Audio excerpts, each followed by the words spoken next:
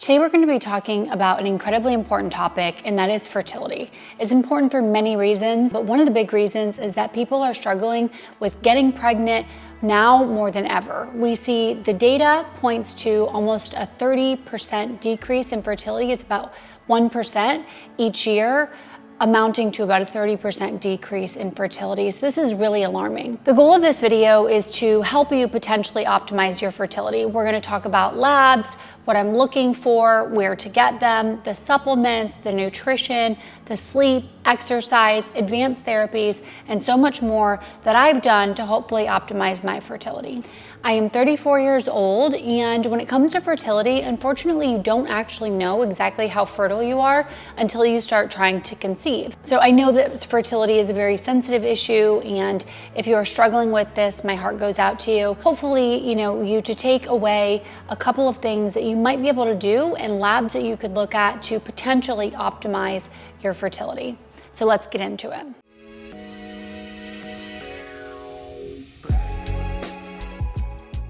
Okay, so first up is labs. I'm gonna walk you through everything that I have done, and then I'm gonna try to break it down into, by budget, what I would prioritize first. So in terms of labs for fertility, there's a lot of things that we can look at. We can look at direct hormone metrics and lab values.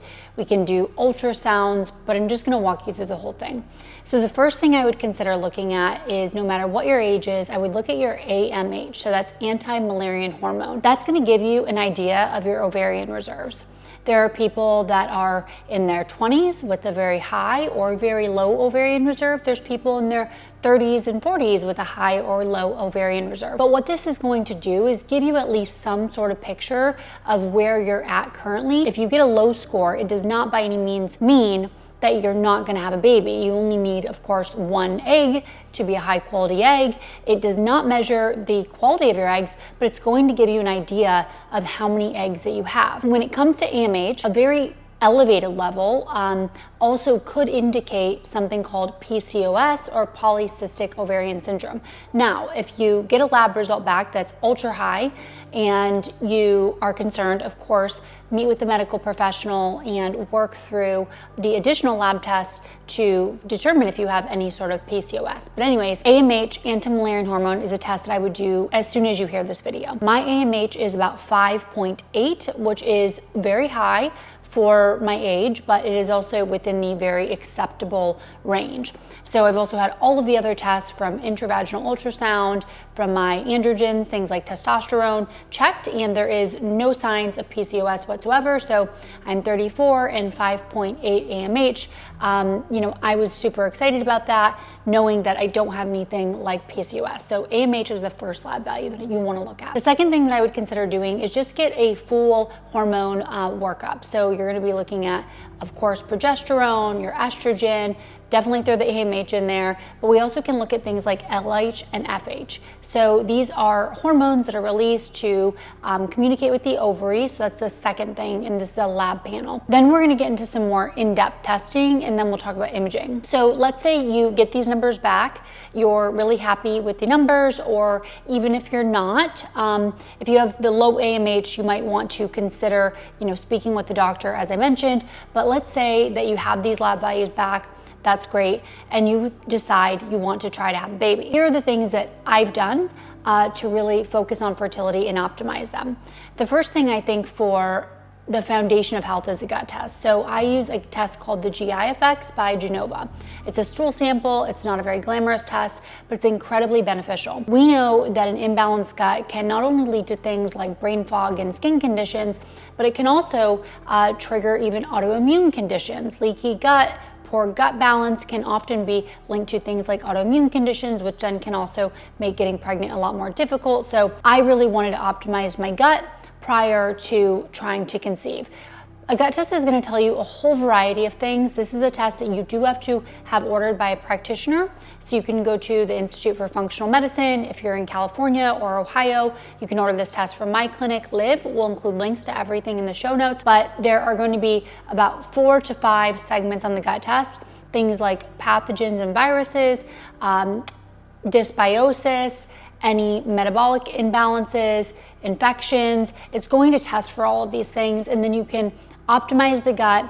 That would be my second step. So first we have the lab testing, technically third. So AMH is first.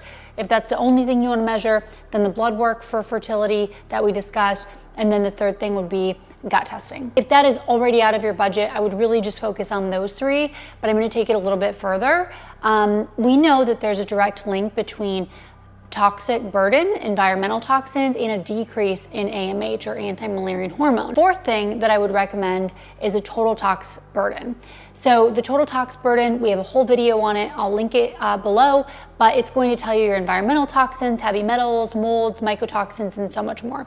So ideally, you would optimize all of your toxic burden levels. You would do that through, again, working with a medical provider, but usually it's something like a detox protocol. It could be as simple as a lot of sauna, which we'll talk about later in the video.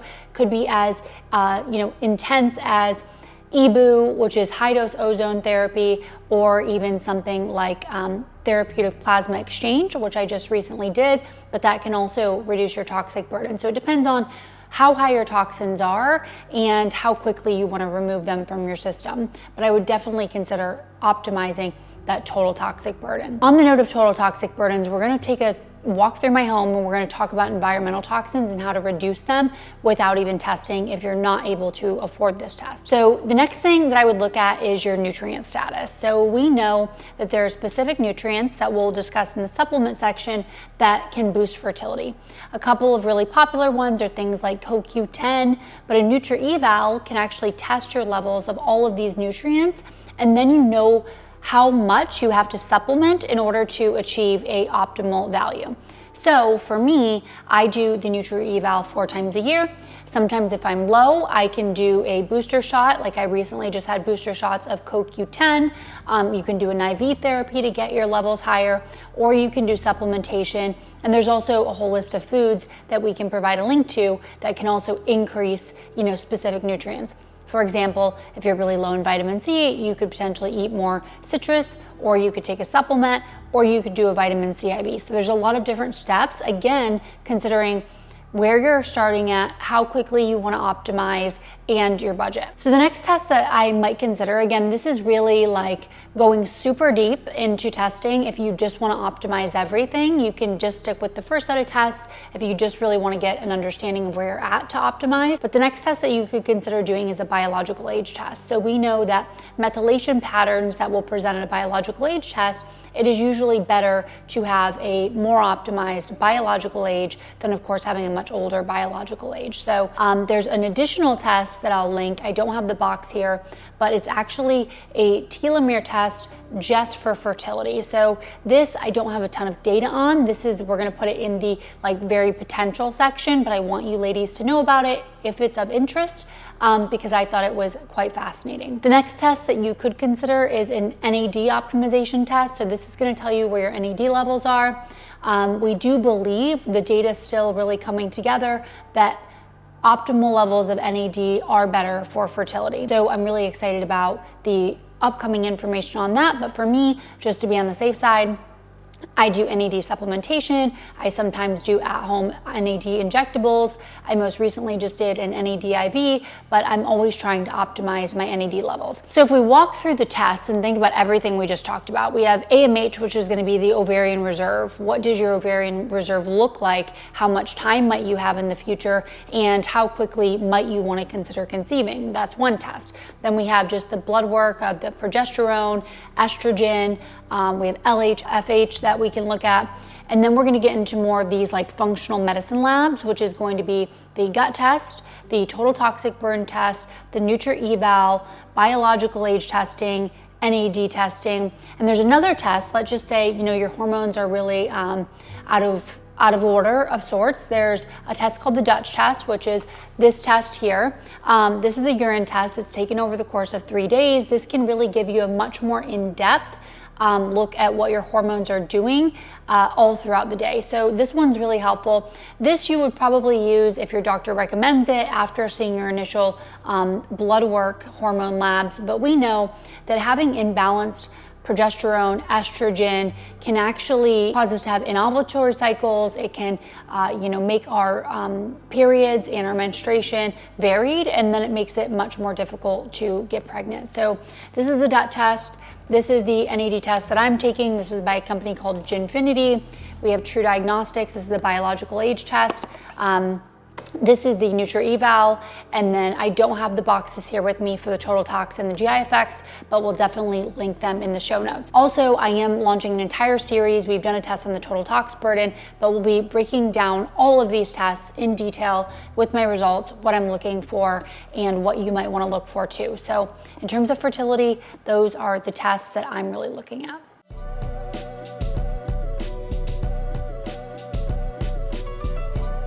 Okay, so before we dive into nutrition, there's one other test that I want to mention, and that is an intravaginal ultrasound. So if you get an AMH level that is super high, for example, you can do an intravaginal ultrasound just to look at those follicles, see how many you have, and see if you have any signs of the PCOS.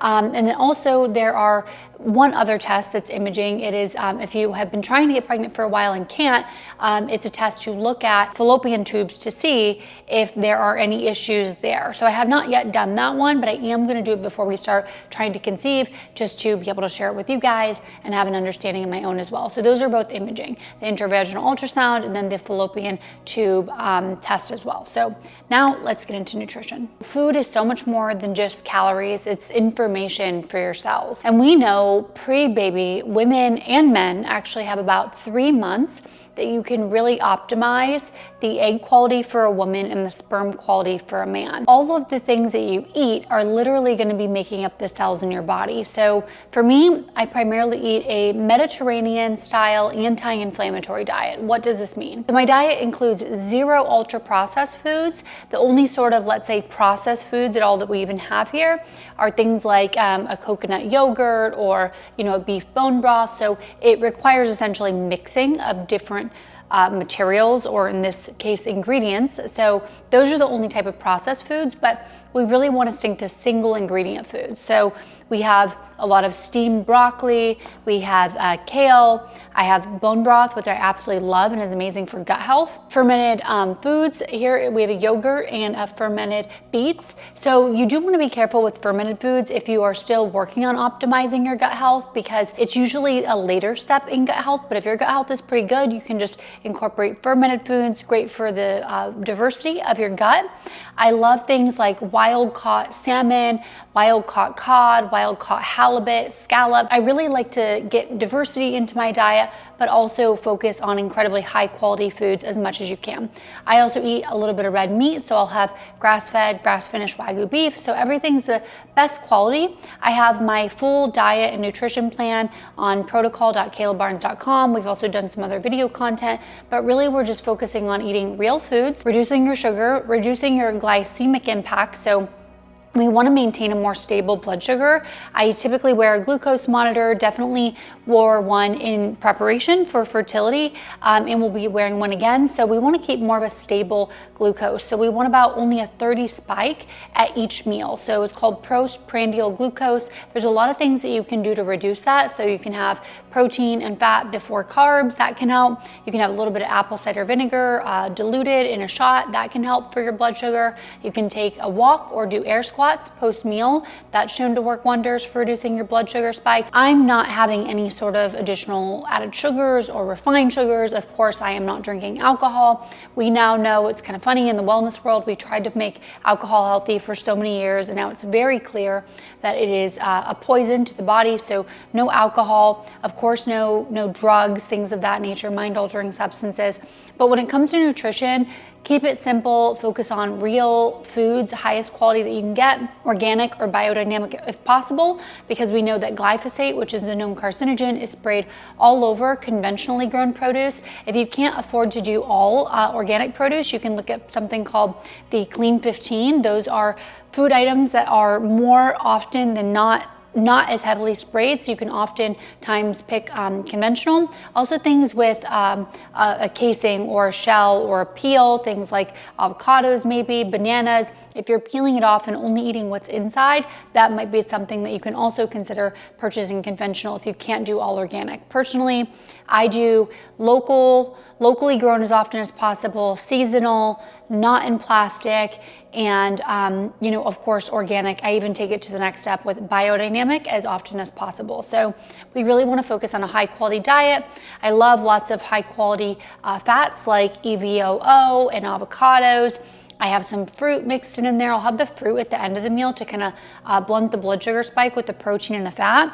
But yeah, lots of just high quality nutrition is what we really want to focus on. If you're a woman, you want to dial this in even further, I actually have a female specific health optimization community where I have a literally week by week throughout the entire month ways that you can optimize your cycle through what you eat. It's very nuanced, but really what you need to know here is just the basics. But if you're interested in getting that granular, you can join my female longevity group that will include a link in the show notes.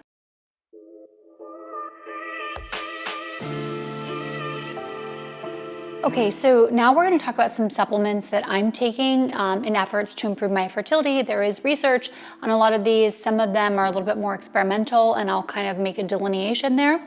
But we're going to start with CoQ10, and these are supplements for women. Some of them will cross over for women and men, and I'll discuss that as well. CoQ10 is great for improving the mitochondria. So we know that the ovaries actually have some of the highest concentrations of mitochondria in the entire body. So we really want to focus on improving mitochondrial function. We're also going to talk about a few therapies to do in order to improve mitochondrial function in the ovaries. But I love CoQ10 for improving potentially egg quality and for improving mitochondrial function in the ovaries. Really important. Omega-3s we know are incredibly important for a variety of different things. My goal is to have my omega index at about 10, which is another lab test that you could take.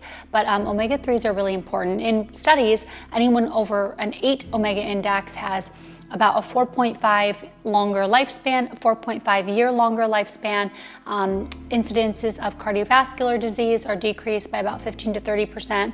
But it's also really good because omega-3 is anti-inflammatory in the body. And when we think about fertility, we're thinking about reducing inflammation in the body, eliminating toxins, increasing your nutrient status of high quality nutrients, and improving mitochondrial function. So this will really help with reducing inflammation and really just good for brain health and a variety of other things. Something else that I think is super important is vitamin D. So low levels of vitamin D have been linked to fertility issues. So you always want to take a vitamin D with a K2 to really drive it into the places it needs to go versus just building up. So vitamin D is super important. I live here in California. I get some natural sun, which is amazing, but I still take vitamin D supplementation. The next thing we're going to kind of look at is a few blends, and then we'll hop back into single ingredients. But I found this and I'm liking it quite a bit. This is Thorne Ovarian Care. So this has myo-inositol, which is a fertility supplement that we'll talk about in a second, but it has inositol blend with myo-inositol and D-chiro-inositol.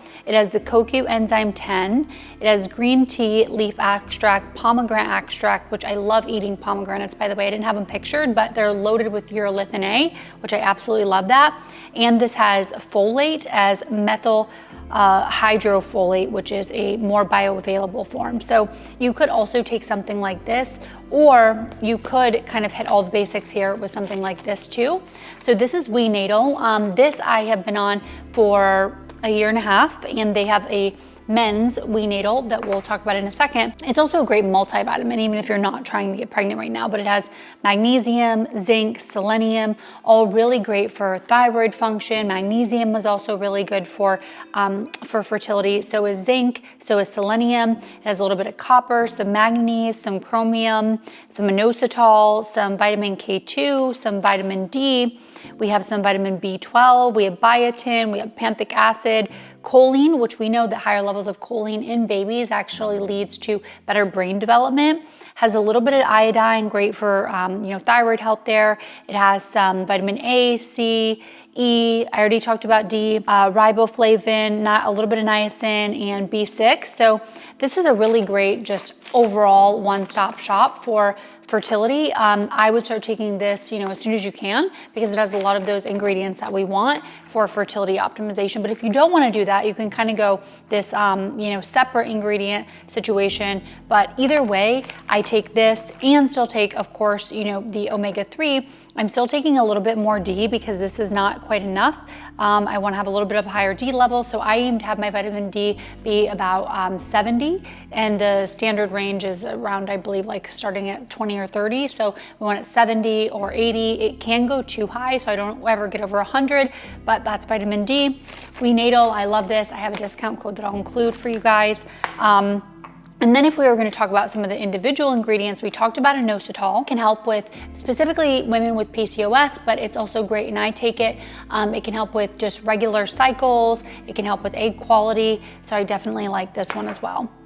We talked about measuring NAD levels. So again, there's a variety of different ways that you can do this. Let's say you get an NAD test back, or you just have never done NAD. You could consider something like an NR or NADIV. So that would get your levels increased faster than supplementation, because this will take a few months.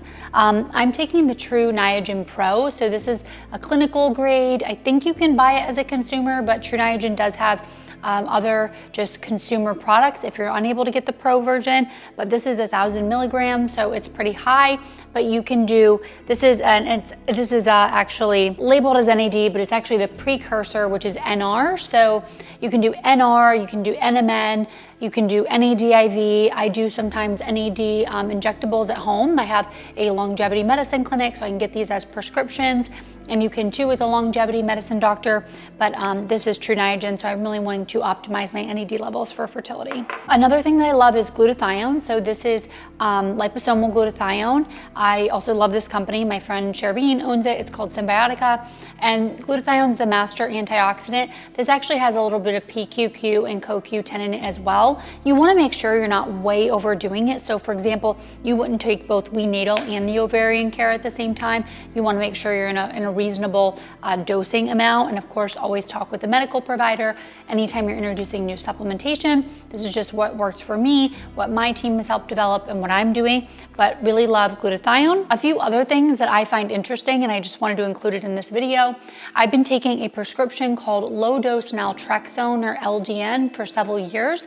It's really great for inflammation. In my clinic, we see benefit with people with Hashimoto, the autoimmune condition. So I take this just prophylactically, or to be on the cautious side for inflammation. Something that I am taking for my gut protocol is I'm also re-optimizing my gut. I had to take a few antibiotics earlier this year when I had my breast explant, so still working through optimizing my gut in that respect to get it back to where it was. But this is really interesting because this is BPC 157 with another peptide called KPV. So BPC is incredibly healing. We see a lot of benefit in gut health. So if you did the GI effects test that we talked about earlier and you want to expedite your gut health optimization, you can talk to your doctor about potentially incorporating BPC and KPV, which I'm doing in this, and I'm taking it twice a day. One last thing that I am really enjoying, there's a few different peptides. We won't go too deep into peptides, but let's say you're really struggling with blood sugar regulation. There's a peptide called MOTC that might be able to help with that. This is a peptide, and I don't take the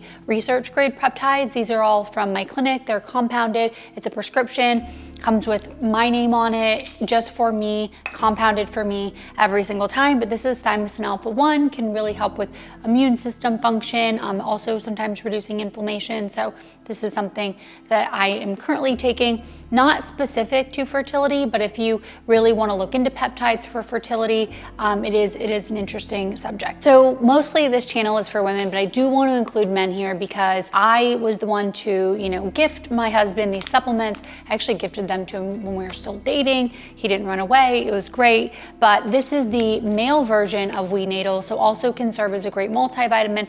But this has vitamin A, C, D, E, K, thiamine, riboflavin, niacin, B6, folate, vitamin B12, biotin, panthic acid, zinc, copper, selenium, NAC, CoQ10, ALA, and acetyl L-carnitine. So this is really like a one-stop shop. If you notice, there's a lot of crossover. So both of us can use ALA, both of us can use NAC, magnesium, selenium, copper. So there's definitely a lot of crossover there for both men and women, just subtle differences. And this is a great supplement for men that are looking to conceive. It's been this big misconception that it's only women that have to be concerned about their pre-fertility optimization, but it's really men. I mean, it's 50% on both sides. oocytes, there can be issues with the male sperm, there can be issues with the female egg, but we need to optimize both in order to ensure, hopefully simpler actually pregnancy and also a healthier baby.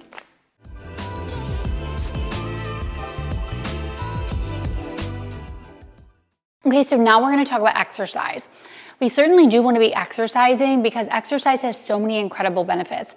First and foremost, metabolic health benefits and mitochondrial health benefits. We talked about how we have the highest concentration, one of the highest concentration of mitochondria in the ovary. So it can be really helpful to do exercise, especially the months leading up to wanting to get pregnant. So if we talk about that 3-month fertility window, but I would start exercise as soon as possible because it's good for your health. It can be anti-inflammatory. We need muscle as women. So I'm doing in this phase, about 300 minutes of low-level movement, which for me is zone 2. I take walks in the hills every night with my husband. You can do incline, treadmill, you can just do regular walking. And I'm doing at least 3 days per week of heavy strength training. I will say that I do go a little heavier in the follicular phase than I do in the luteal phase. Follicular phase is technically day 1 through day 14 of menstruation, but some women don't feel as good while menstruating, so they wait and opt to do heavier lifting after menstruation ceases, so maybe day 5 through 7 to 14. But I am still lifting, still pretty intensely, even during the luteal phase, but just listen to your body. We don't want to do too many things that are incredibly stressful during the luteal phase because we want to allow that natural progesterone increase, which helps to actually build the lining that would be home to a baby. We want to keep exercising, 300 minutes of low-level movement. Love strength training at least 3 times a week. You want to put some mobility in there just to keep flexibility for longevity. And I'm also doing VO2 max training. We still want to focus on things like heart health and our cardiovascular system. So I'm doing VO2 max training primarily in the follicular phase, but that could look something like 4 minutes all out sprint and then a 6-minute slow walk, and then do that 4 times. So we used to think that it was 4x4, so 4 minutes sprinting, 4 minutes of just a walk or a recovery period. But when I interviewed Dr. Stacy Sims, she said for women, it's a little better to do 4 minutes on running and then 6 minutes, and then you repeat that cycle 4 times for VO2.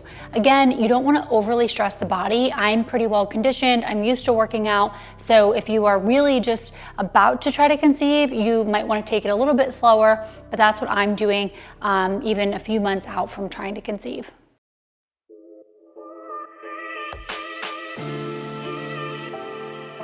Okay, the next thing, and these are all foundational practices that will make you healthier even if you're not trying to get pregnant, but sleep is so essential, specifically for women.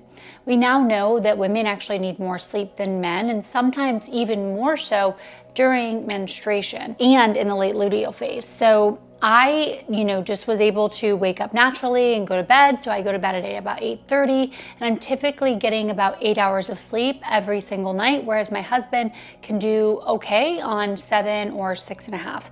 So really high quality sleep. We have an entire video of my evening routine. It's gonna show you how we wind down, any supplements that we take for that. It's gonna really go more into depth about the bedroom. Like this is a Faraday cage to block out EMFs, but I would say the most important thing is get to bed early. Aim to get to bed before 10 p.m. Try to allow your body to rest until you're ready to wake up, but at least get 7 to 8 hours of high quality sleep. I use the Oura Ring to track my sleep, so we want at least an hour and a half of both deep and REM to have that really restorative time for the female body. Very important. Some just quick tips is keeping the room really dark. That'll help improve your sleep quality, getting your heart rate as low as possible prior to going to bed. So things like a breath work practice, not eating too close to bed. So I stop eating at least 3 hours prior to bed.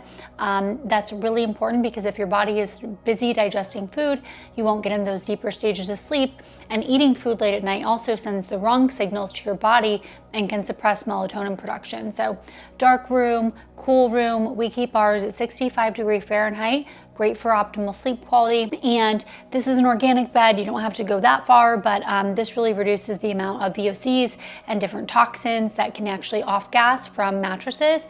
All of the bedding here is all organic, again, because we want to reduce those toxins, which we're going to do a whole kind of overview of how to reduce toxins as a woman, because we know that these environmental toxins have a direct correlation with lower AMH levels. So that's super important.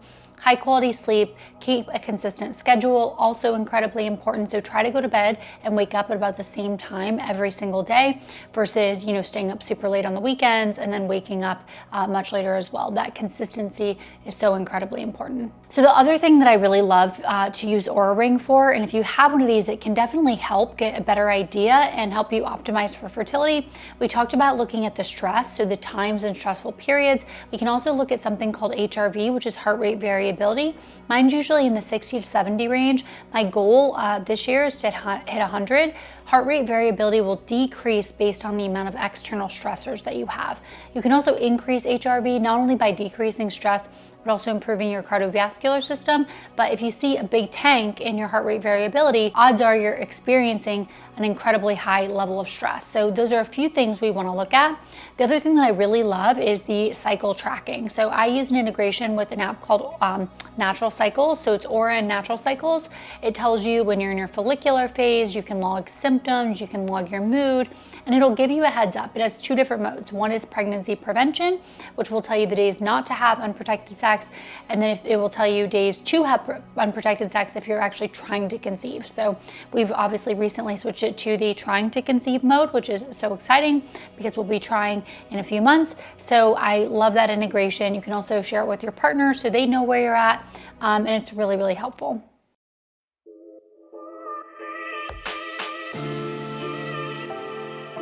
Okay, so now we're going to talk about some more advanced therapies. I know that these things aren't as accessible as a lot of the diet, nutrition, and lifestyle habits that we've discussed, but I do want to put them out there for anyone that is really, struggling to conceive and may potentially find benefit in this. Of course, always talk to your doctor, but hyperbaric oxygen, there are some studies specifically showing an improvement in sperm quality with about 40 sessions, one session per day for 5 times per week at about 1 hour intervals in about 2.0 medical grade hyperbaric oxygen chamber. We are still really exploring the relationship between fertility and hyperbaric, but I am doing it as well for fertility and excited to see if we see any changes. I know that my friend Dr. Scott Shear, he is one of the owners of One Base. He's doing some studies currently with AMH and seeing if hyperbaric can improve the AMH levels, but the way I think about hyperbaric is that it can heal you from the inside out. It's a very healing modality, improves blood flow and circulation. It can improve mitochondrial health. So theoretically, those are all things that could improve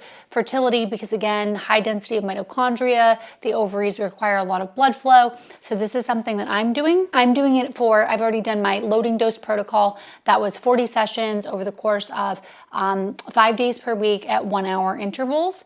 And another thing that I've done that is kind of, I can say controversial, but I did do a therapy called V cells, very small embryonic-like stem cells. So this is derived from your own blood.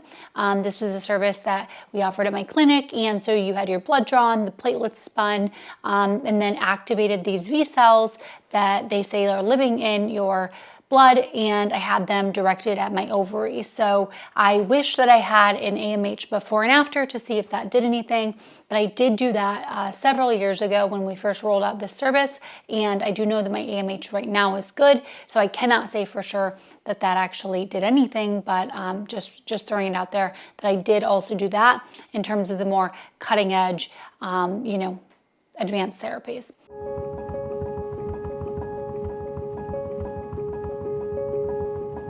So we talked a lot about reducing our toxic burden to optimize fertility. And one of the ways I love to do that is detoxing with a sauna. We have a traditional sauna and we have this infrared sauna, but I love this one. It's by a company called Heavenly Heat, which is also super important because some saunas, especially infrared, use harmful wood glues, plywood, varnishes, and materials that actually off-gas into the sauna. So we want to be really careful and get a super clean sauna. This is the lowest VOC sauna on the market. It also has the lowest EMFs because there's actually a Faraday cage. We sleep with one over our bed, but there's one built in here, and that will help to reduce the EMFs to very low levels. Anyway, we want to use sauna to be able to detox. So we're going to walk you through some ways to have a lower tox home in general to optimize fertility, but I'm doing sauna 4 to 5 times per week. for about 20 minutes per session in this infrared sauna. I love this one because it combines the red light. When we talk about red light and we think about mitochondrial function, again, I've mentioned it many times, but our ovaries have a ton of mitochondria. So we need to optimize those mitochondria. We can do it through things like HIIT training and our diet and sleep, but red light therapy is really great and has been proven to optimize mitochondrial function. So I get the red light and the sauna at the same time. And then also you could just do a red light panel. This is another panel that I have if you don't have a sauna with red light, but this also is going to be great for optimizing mitochondrial function. I like this one because it's a big panel, so you can really hit a lot of surface area of the body. Also good for things like skin health and reducing wrinkles and fine lines and hair growth. So a lot of other things are beneficial there as well, but love sauna for reducing toxic exposure. It's of course important to note that this would be pre-conception. You don't want to use a sauna while being pregnant, or if you think that you're pregnant. So you want to do all of your detoxing prior to starting to try to conceive. One other thing that I really love, so there was some really interesting research on red light therapy. There was a study out of Japan using low-level laser therapy. So these actually penetrate deeper than just the red light panels themselves. So I have this Kinnean device. This is a low-level laser therapy device. So it is red light, as you see. So based off of this study, which we will link, there could be some potential for, again, red light therapy. So if you do it that way, but this way is definitely going to penetrate deeper. So I'm also doing this red light therapy device over the ovaries for 15 minutes once a day. This might be helpful as well. In the study, they actually did a proximal technique. So they put it onto the major blood vessels in the neck, and it was actually able to reduce inflammation and improve mitochondrial function. And the women were infertile in Japan, and some of them ended up getting pregnant, which is great. This is still emerging research with red light therapy, but there's a lot of different options. Not saying that this might not work, but in the research, it showed a little bit of a deeper penetration with something like a low-level laser. So I hope that this is helpful.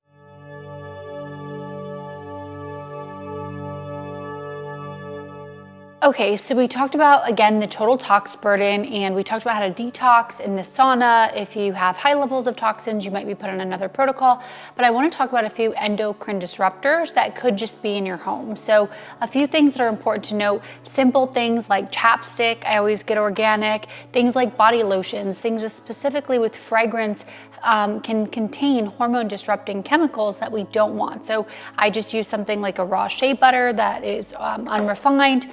Things like laundry detergent can also contain fragrances and harmful chemicals. So I use a really simple one. This is Branch Basics.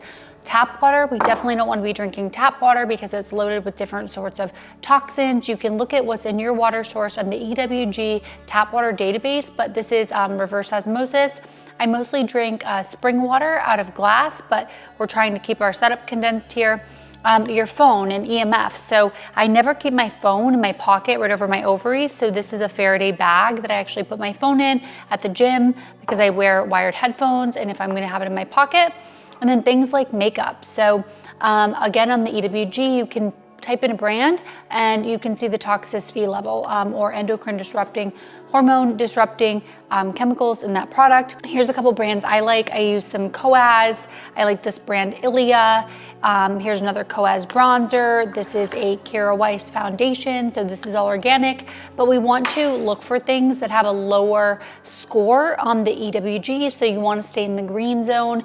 You can learn a lot more about this on the EWG. You have a breakdown of why things might be harmful, but we do want to really stay away from hormone disrupting chemicals. We see girls are entering puberty much earlier these days because of these estrogen mimicking like substances. So we really want to be careful about that. Also, one thing that I didn't mention in terms of tools or therapies that you could use if you're headed to a clinic and they have a Nanovi, it's also great for reducing oxidative stress. I've talked about this in past videos, but I love the Nanovi for reducing oxidative stress and improving protein folding because we do want to reduce our oxidative stress levels if we are preparing for fertility. Last thing is behind me, I have a Jasper air filter. You really want to make sure that your air quality is super high if you can.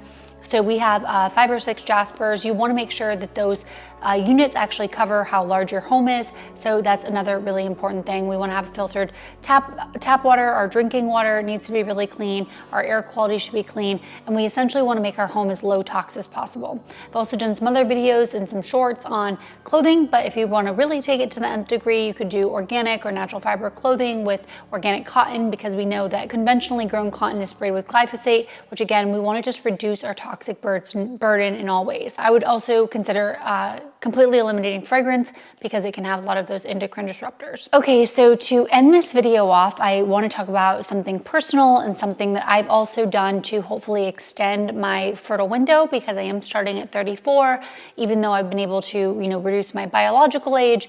It's really important to me and my husband that we have a large family. He was one of 6, I was one of 5 growing up. So we recently have embarked on what I call fertility preservation. I'm gonna have a full podcast on this and a separate YouTube video that we can link out to, but we did embryo creation. So I did the what would be the egg freezing process, but I took the medications. I then had the retrieval. I was able to get 27 mature eggs, which is super exciting.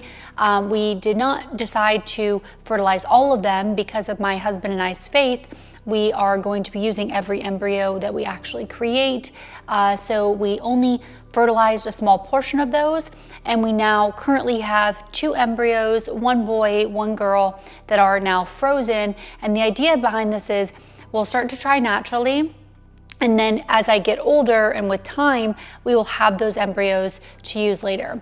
So this is something that is an incredible medical advancement. So, if you are, getting a little older or have a low AMH and you decide that you want to go ahead and freeze your eggs, and you're able to do that. I'm also very well aware that this is not financially feasible for everybody. I did hear that it might be covered by insurance in the near future. I'm not too sure about that. I will try to keep you updated. But I decided to do this before we start trying, because we know that there is a decline at the age of 35. Of course, not only in eggs, but also the quality of the eggs. So I wanted to have these embryos and some eggs frozen so that we can use them later, in the process. So I will have a podcast with my doctor. I will have a full video on the process and why I did it. More about, my husband and I's thoughts. We're also going to do a sub podcast, him and I, on why we decided to do this, how we think about it, and a lot of the careful planning that went into this, even pre-planning for what would happen to the embryos should something happen to us, because it is really important to us. But on the last and really good note, when I went in for my post visit after retrieval, so I had my retrieval on a Monday, 7 days later, I had a checkup. My doctor was absolutely floored. Well, she has never seen anyone recover as quickly as I did. So when you have a high AMH and you get a lot of eggs, you could experience something called ovarian over hyperstimulation or hyperstimulation syndrome, OHSS. I did not get that in any way, which was incredibly surprising. I'm going to thank my recovery procedures, and I will share what I did in another video to really heal super fast. But essentially, when I went in for my 7-day checkup, she said that my ovaries were almost back to the completely normal size, and that oftentimes she will see 2 weeks later that the ovaries are still incredibly inflamed, filled with blood. So I was able to optimize my recovery after that process, because I know that a lot of women that encounter and do the process of IVF or egg freezing or embryo creation struggle with what happens after, and the water weight and the gain and the bloating, all these things that can potentially happen. But I really was able to mitigate those symptoms. So if you've gotten this far, thank you for watching. I am really just praying for you and wishing you the best on your fertility journey. If you have any questions, please drop them in the comments. I know this was a lot of information. I hope that I made it clear like what you could do for each budget, because that's really important to me. And if you really want to take it to the nth degree, I tried to include that too. But thank you for watching. I love you guys, and I will link any of the other videos I mentioned. And if you're interested in more female longevity content, you can follow me and subscribe.